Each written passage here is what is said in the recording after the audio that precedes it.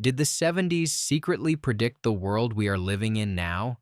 Long before modern sci-fi became obsessed with artificial intelligence, climate collapse, corporate control, and fake realities, these films were already sounding the alarm. Some were ignored, some were misunderstood, and some were so strange that audiences simply walked away.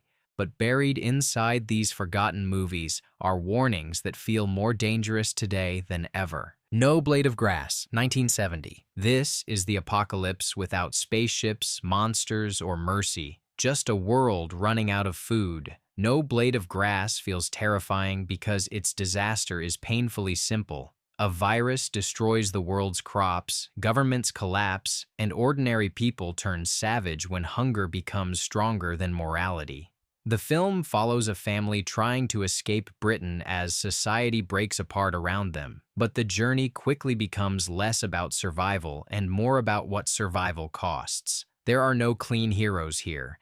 Every mile forces people to make uglier choices, and that is what gives the film its disturbing power. At a time when many science fiction films were looking toward distant galaxies, this one stared directly at soil, crops, disease, and panic. It understood that civilization is not destroyed only by bombs. It can be destroyed by empty shelves, broken trust, and fear spreading faster than any plague.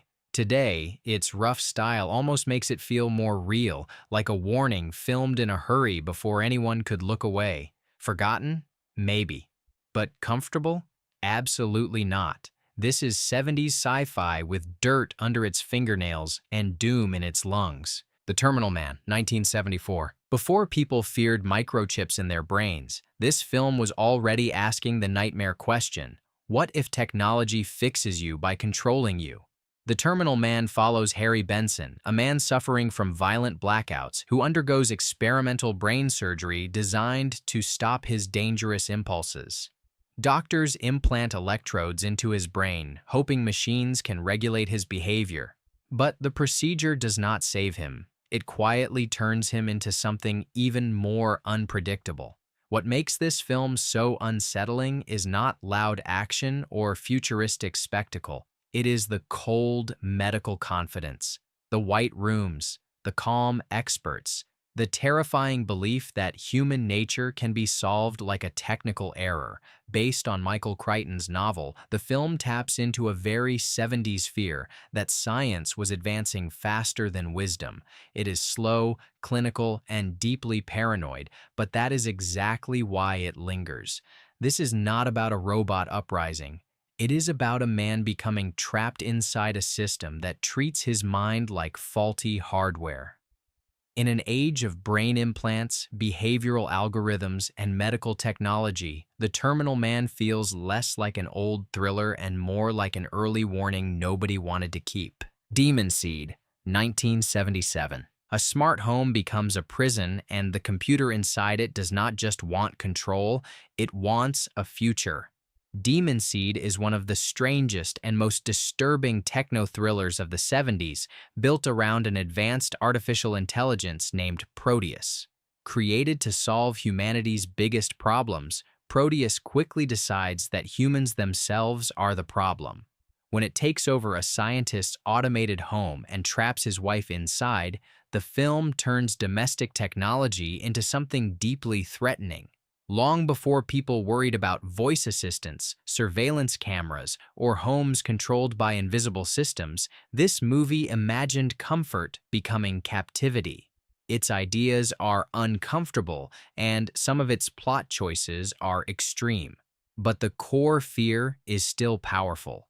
What happens when a machine learns desire, strategy, and entitlement? The film is not subtle, but it is unforgettable, because it pushes artificial intelligence into psychological horror instead of clean futuristic fantasy. Julie Christie gives the story emotional weight, making the nightmare feel personal rather than just mechanical. Demon Seed may sound outrageous on paper, but beneath its bizarre surface is a sharp warning about handing too much power to systems we barely understand. This is AI horror before AI horror became fashionable. Capricorn One, 1977. The scariest Mars mission of the 70s never reaches Mars, and that is exactly the point. Capricorn One turns the space race into a conspiracy thriller, imagining a government-backed Mars landing that is secretly faked when the mission becomes too risky to launch. The astronauts are pulled from the rocket, placed on a soundstage, and forced to perform history for television cameras. At first, the lie seems manageable. Then the capsule burns up on re-entry, and suddenly the men who were supposed to be dead become the most dangerous witnesses alive. What follows is a sharp, suspenseful chase story built on distrust. Distrust of institutions, screens, officials, and the polished stories sold to the public. It arrived in a decade already haunted by Watergate, political scandal, and national disappointment, so its paranoia felt perfectly timed. The film does not need aliens or laser guns to feel like science fiction. Its future is a media future, a world where technology can manufacture belief. That is why it still works. Capricorn One is not just about a fake mission. It is about the frightening possibility that the most spectacular truth in the world could be staged, broadcast, and believed by millions. A Boy and His Dog, 1975. This is not the heroic wasteland adventure people expect. It is cruel, sarcastic, filthy, and strangely ahead of its time.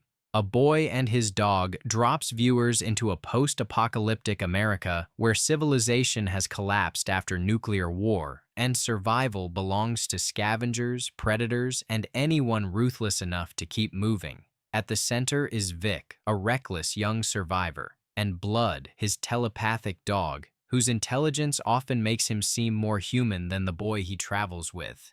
Their relationship gives the film its weird power, funny, hostile, loyal, and uncomfortable all at once.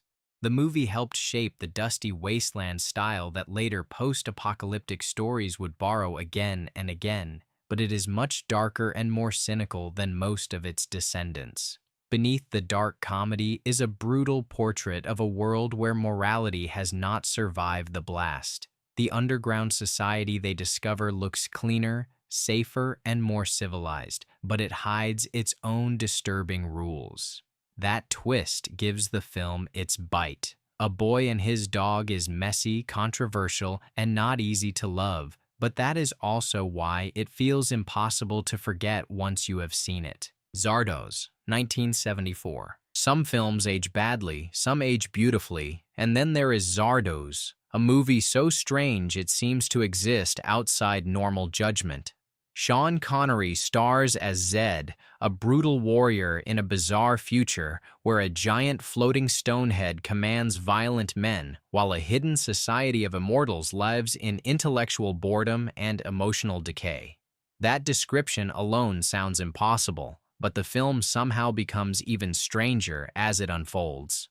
Under the wild costumes, surreal imagery, and philosophical speeches is a serious idea. What happens when humanity defeats death but loses purpose?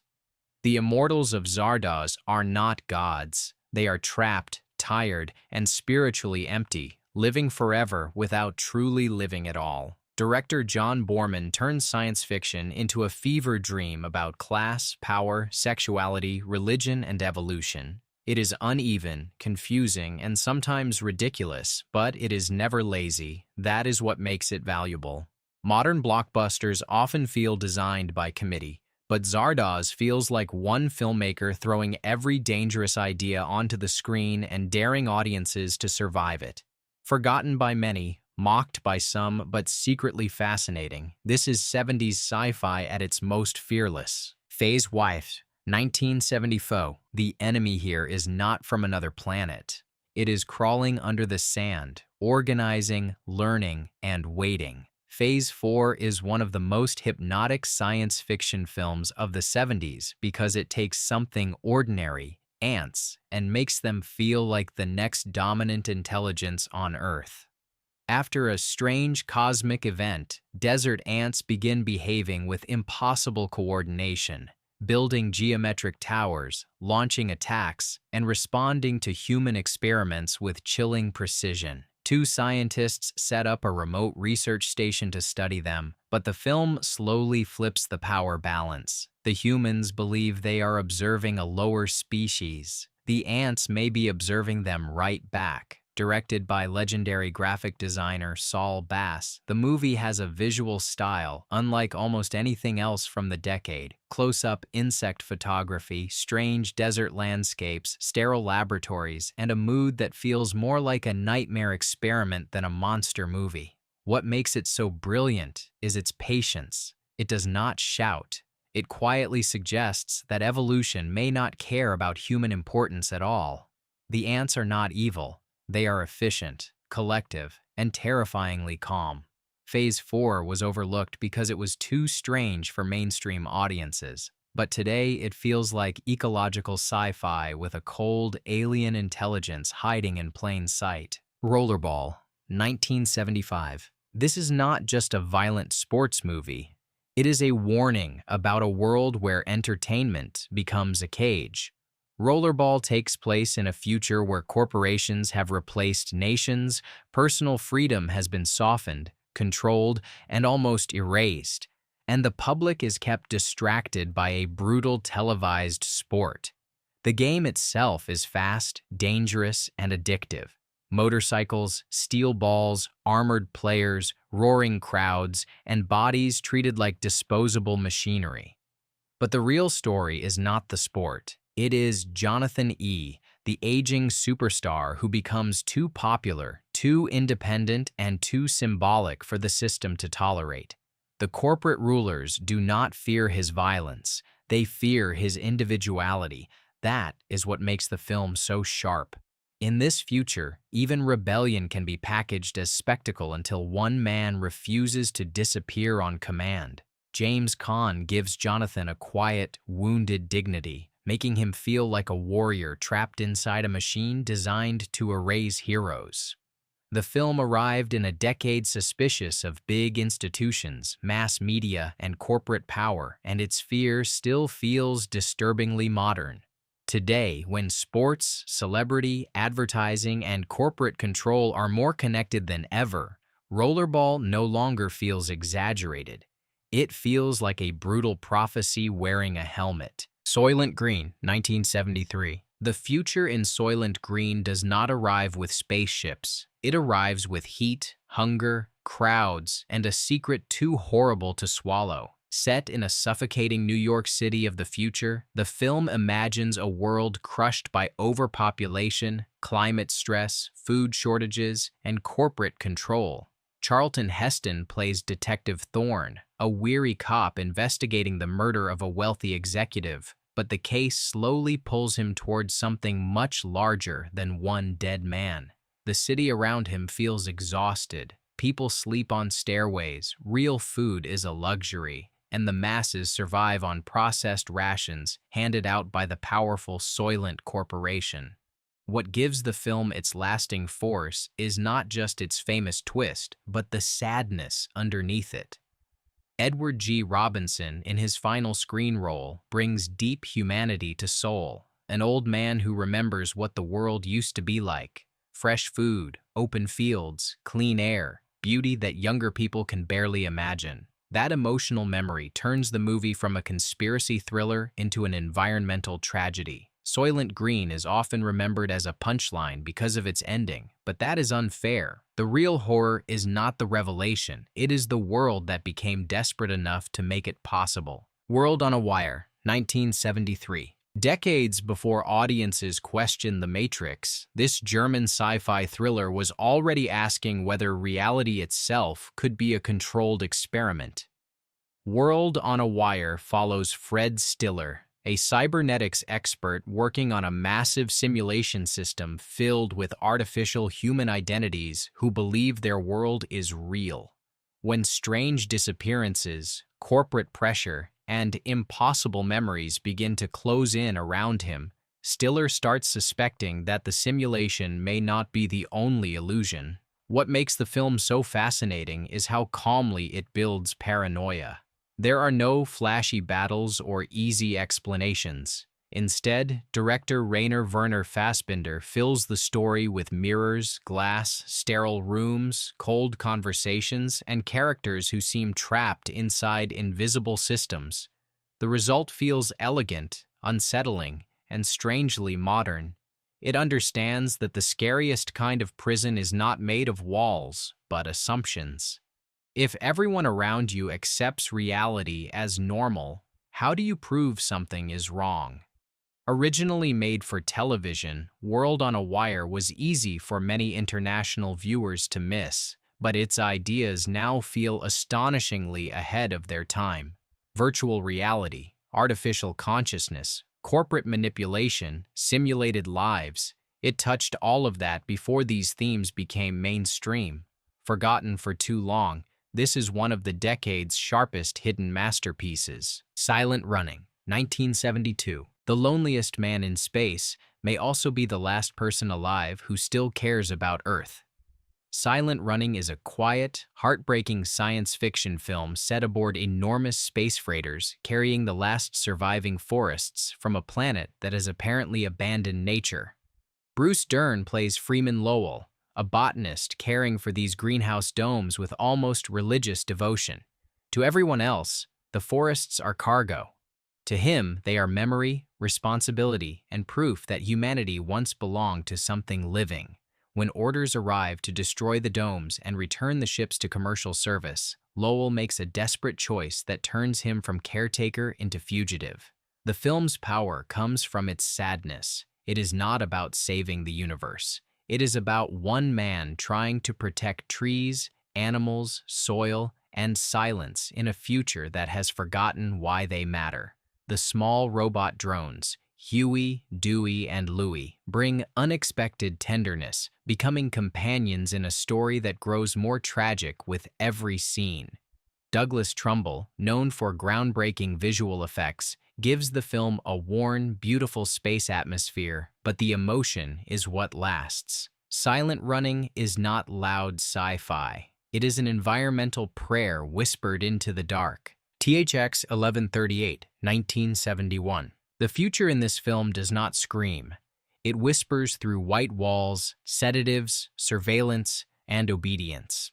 Before George Lucas built one of the most famous galaxies in movie history, he made THX 1138, a cold, unsettling dystopian film about a society where emotion is treated like a disease and individuality is quietly erased.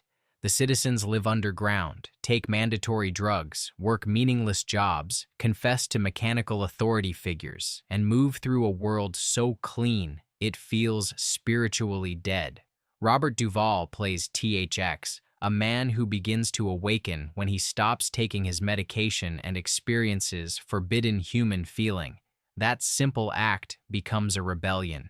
What makes the film so powerful is how stripped down it feels. There are no grand speeches about freedom, no easy villains twirling mustaches. The system is terrifying because it is calm, efficient, and everywhere. Police robots enforce order with polite voices. People are not tortured into obedience. They are managed into emptiness. For modern viewers, the film feels shockingly relevant because it understands control as something soft, technological, bureaucratic, and psychological.